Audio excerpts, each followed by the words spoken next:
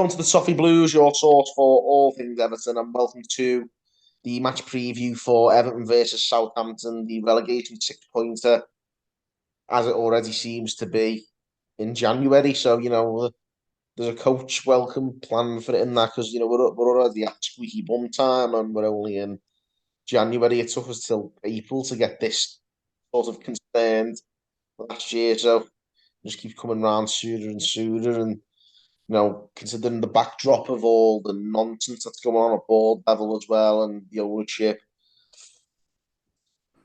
hail for disaster. Not to mention that Southampton beat Manchester City in the cup last night. So, yeah, it's looking really rosy.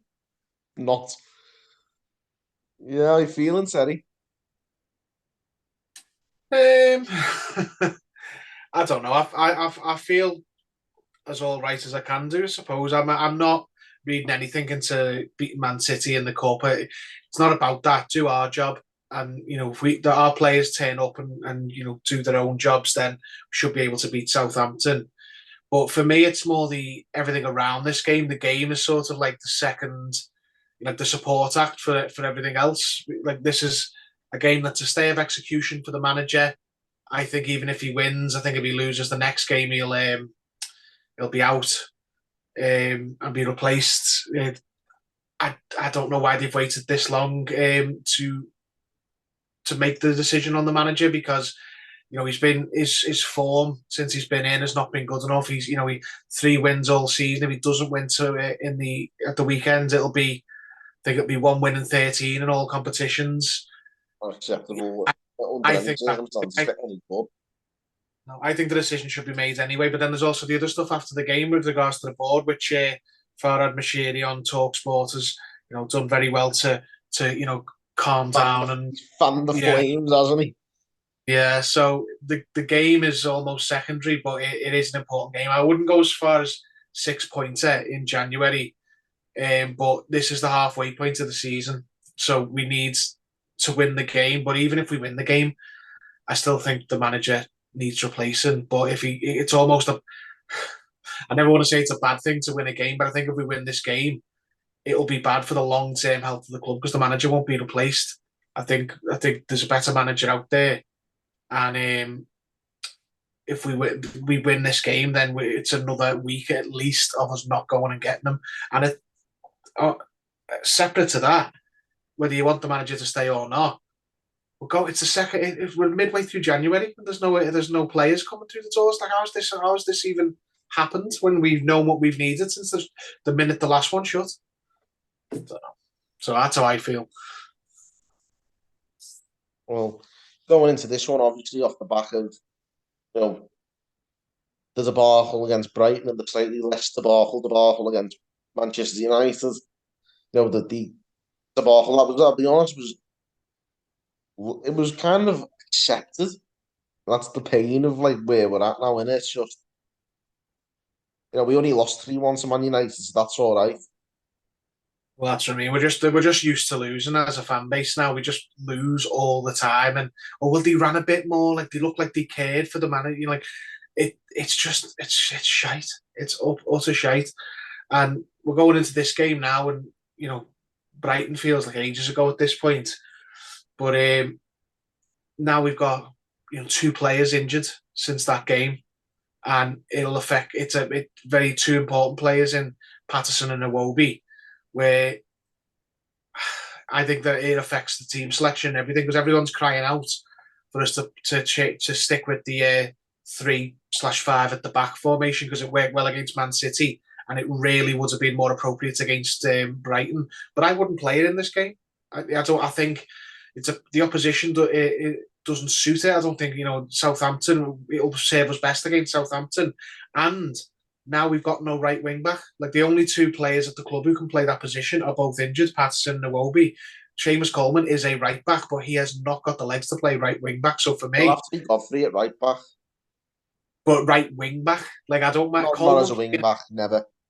What I mean, if we play 5 at the back, who plays right wing back? I don't think Coleman can do it.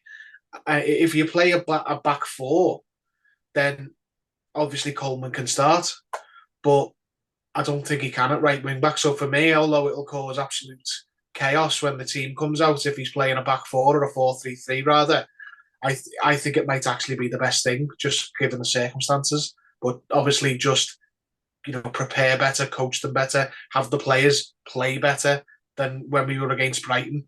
So that shouldn't have been the death of four at the back, but it I think it might be for the short term because Lampard's he's a bit of a reactionary manager, isn't he? Like he's going to basically go with what the fans are saying, and the fans are saying five at the back, and I don't think it will work because of the two key players missing. I mean, I'm not confident of any system working at the moment. It's been that long since we've won a game that I'm not confident, regardless of the system, that we're going to win a game. Well, Lampard's been averaging about a win every 7, hasn't he? Or maybe a little bit more than that. Like he wins like once every like 6 weeks, and then just goes on a run of not winning. He gets a draw here and there, loses games. It's not good enough. And we are due a win. It's been a while since we've won, so I don't know whether this is the game where he wins a home game against Southampton with Calvert-Lewin fit. But I think that won't address the real problems on the player side. Like everyone could go, oh, well, the problem's not the manager, it's the board. Yes, the board and the owner, as people found out on TalkSport, if they weren't aware already, are the major problems in the culture at this club. But they're not going anywhere. It's clear as day now. They're not going anywhere until the club is sold to serious people. So in the short term, you've got to just say, well, right then, that's soul destroying that. But what are we going to do about the team on the pitch? And I think we need new players and a better manager who'll get more out of the players we've got. And I don't think Frank Lampard's it. Talks very well. I think he does care about the job, but a very naive manager. His 4-3-3 that he played against Brighton. There was a tweet earlier in the week that was what he played at Chelsea with far better players, and it got found out there as well. I think he's a very naive and a very I don't know, very stubborn coach. Like he's reactionary in some ways, where he'll change the formation based on results, change it around. But I don't think his core belief he can be shifted from. But he wants to play the right way, in air quotes. And I don't think that we've got the players who can do that. We need to set our team up to be compact, to have no limit the spaces in between the positions as much as possible and play teams on the counter, because there's no creativity or skill in the squad, especially now that Iwobi's injured. There's even less now. We can't win by outplaying the opposition. We need to outwork them. We need to scumbag them. We need to get set pieces. We need to do all of this, the dark art stuff. And I don't know whether Lampard will revert to that because he likes his idealism, doesn't he? No, I am desperate for a different manager for that. Like, we need somebody. If we're going to survive, we're going to need someone with a bit more street smart, a bit savvier. I just don't think Lampard's street smart enough to grind them out. No, I mean, as I say, I'm every single video I'm on, I'm banging on about Sean Dyche, and people must be sick of it now. But there's other managers who could do that. Like, if you don't want Sean Dyche, I think he'd be perfect for us. But even if you think, no, I don't like him, etc., how can anyone turn around and point to Lampard and go, doing a good job? He's not. You might like him, you might want him to do well, you might think the answer isn't to change the manager, which are all arguments. They're all. I'm not. Not necessarily. It's not necessarily a fact that I'm right, but the one thing that is just indisputable is that Lampard is not doing a good job. No, just not, because you go, well, the players aren't good enough. Well, he's brought in a few of these players himself. It's not just. He can't. He's not at the point now where he can hold his hands up and say it's not to do with him. We criticise Benitez, so Lampard should get the same. Lampard spent more than Benitez did. A lot more than Benitez did, and he's got a worse record than Benitez at this point. And I'm not even taking up for Benitez; he shouldn't have even been there. Never mind sacked earlier. Shouldn't have even been in the job. But it's all right though, because we picked the managers. We're the fans. We picked the managers. You know what? He didn't even say we picked the managers. If you listen to it, he said we sacked the managers. It's like he said I've gone with the fans when getting rid of every manager. So what he means is when the fans want a manager gone, I've got rid of them. It's like, well, mate, if you picked good managers, we wouldn't want them gone so often. It's like, how many Ancelotti walked, so you don't count him. How many managers have been sacked? Do you think They were doing a good job then. They shouldn't have been sacked. No, I think the only one, Marco Silva, was a bit unlucky. Maybe his luck wasn't on his side, but even then, he was pretty average. The Yeah. rest of them, the case was that he should have been sacked sooner, if anything. Koeman was a mistake to a point because he just didn't give a toss about the job and he alienated people all over the club. And let's be honest, wasn't as good a manager as he thought he was. Thought he was lining himself up to go on to better things, and he somehow flew to getting the better things eventually. But Koeman, terrible at those as well. Sam Allardyce fulfilled his brief, but he done himself out of the job by not letting go of his stupid media persona, the big Sam, and deliberately winding up fans in the press conferences and the media. He knew what he was doing. It's in his book. He done it at West Ham. Just a big dickhead who wanted to, have his cake and eat it. He wanted to be the Everton manager and be a frigging Talk Sports pundit at the same time. So the fans just couldn't take to him, and that was his own fault. When fans were booing our way at Burnley when we lost, and he started laughing and stuff in the interview. So that's his own fault. Although he did a better job than most. Silva, wrong manager, wrong time. I don't think he's as bad as he's appeared here, but he was very unlucky. But he wasn't a good enough manager, and honestly, I can blame the club for that as well. They were buying players for him as well, which is what they'd done with the others. Ancelotti comes in, outstanding manager, best manager we've had in my lifetime, which was the problem. He was too good for us. We were a poorly run club with a bad budget, and Real Madrid came along. So what are you going to do? Then we had Benitez.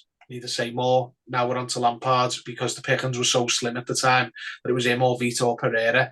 Now there's a much better manager there and available, and I think is probably waiting for us in Sean Dyche, considering he hasn't gone into any other jobs that have come available like Aston Villa. I think he'd be a perfect fit, and I know we might be onto a hiding for nothing because there'll be a section of fans who'll never accept him, but I think he could be the one who doesn't get sacked straight away because he's not a bad manager. The others have been bad managers who've been sacked, apart from Allardyce, who isn't a bad manager. He's just a bad arsehole. He's also a very savvy manager. I just think he's great at the dark hearts, like you say. I think that's what we need. We need someone who's ready to play a bit dirty, to be honest with you, because I'll be honest with you, going about it in a naughty way and like sort of being a bit cheeky with bending the rules is probably the only way we're going to get out of this mess, because I think on paper we're probably one of the three worst sides in the league. Well, easily, but the squad shouldn't be. The squad's not, fantastic. Don't get me wrong, but the squad's the raw materials in that squad, even before we had players, is good enough to not get relegated with a proper coach. If you look at, Cody, Tarkowski, Pickford, that's the base of a solid defence that a good defensive manager can work with. And people got the biggest criticism I've seen of Sean Dyche is that his style of football, and it's and that for me is such a media creation, because they go, oh, he's dead negative, he's dead defensive. It's going, yeah, but you know where that comes from? Burnley against the top six. What did you want him to do? Open up against Liverpool and City and Arsenal with a Sunday League team and go, right, we're going to give these a game today, lads, and lose 5-0 every time. He played like that against the teams who were vastly superior to them. And then when he played teams more around his level, don't get me wrong, he didn't suddenly become Bournemouth, but it was not as negative. And let's be honest, his most technical player in the whole time he was there was Dwight McNeil, who half of our fan base think is shite anyway. So for me, I think Sean Dyche should be another David Moyes type appointment for us. Might not last as long as David Moyes. Don't think anyone does that these days, but he'd have that sort of impact on the club. I think he'd fit the club. I think he'd fit this group of players, and he'd show. And look at Eddie Howe. Eddie Howe, his Bournemouth team conceded 70 goals a season, but now he's gone into Newcastle and he's a good fit, and he's got some better players at his disposal. Some shite as well, like Joe Linton and Almiron couldn't do nothing a year ago, and now look at them. I think they should have a similar percentage-wise impact on Everton. We wouldn't get us up to third, obviously, but he'd suddenly go, bloody hell, I can't believe people were against this. Look how much better he's made them.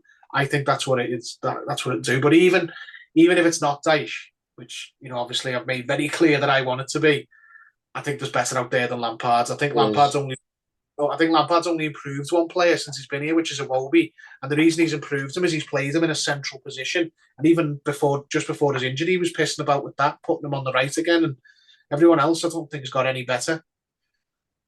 Yeah, I'm all for the change of manager, but on that note, we'll finish up on this one. The current manager, whether you like him or not, what do you reckon the team's going to be for this one?